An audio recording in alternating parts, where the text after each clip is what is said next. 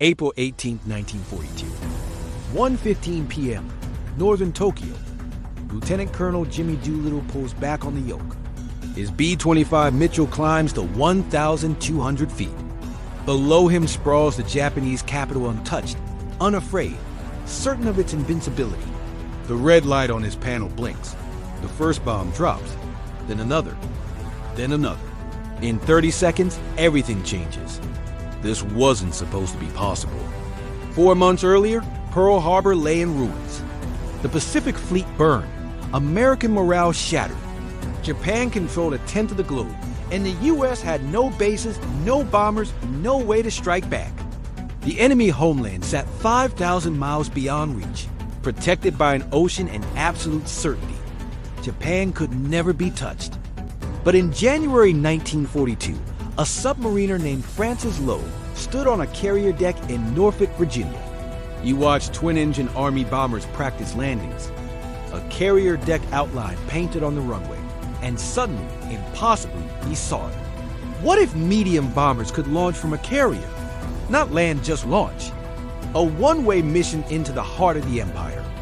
Admiral Ernest King listened. President Roosevelt demanded it. Japan must be bombed.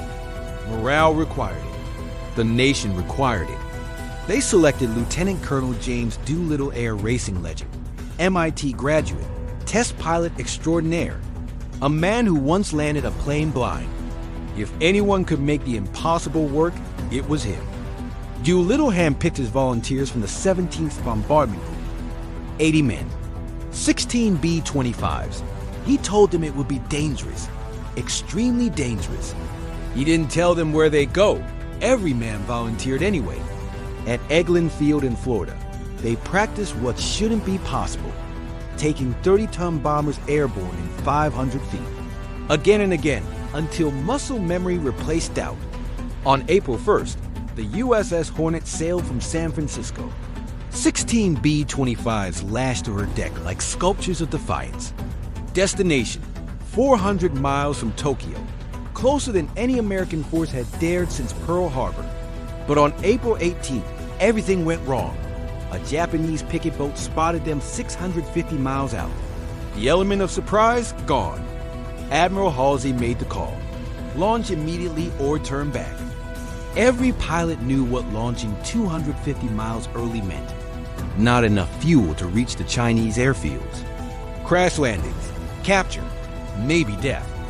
Doolittle's bomber roared down the pitching deck first. Behind him, 15 more followed. All of them made it.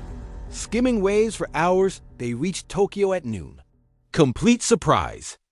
Bombs fell on military targets, factories, shipyards.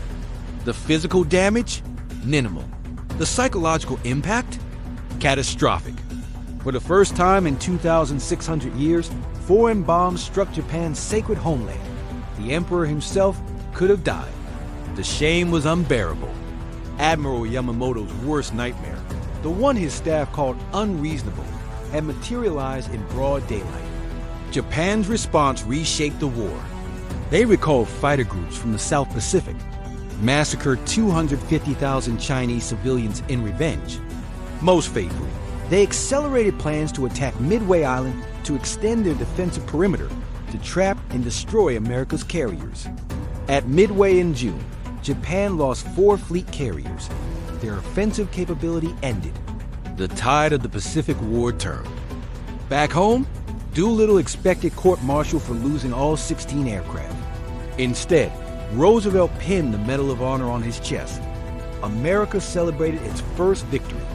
The sleeping giant had awakened. 16 bombers, 30 seconds over Tokyo, and nothing was ever the same. Because they proved what the enemy refused to believe. This was only the beginning.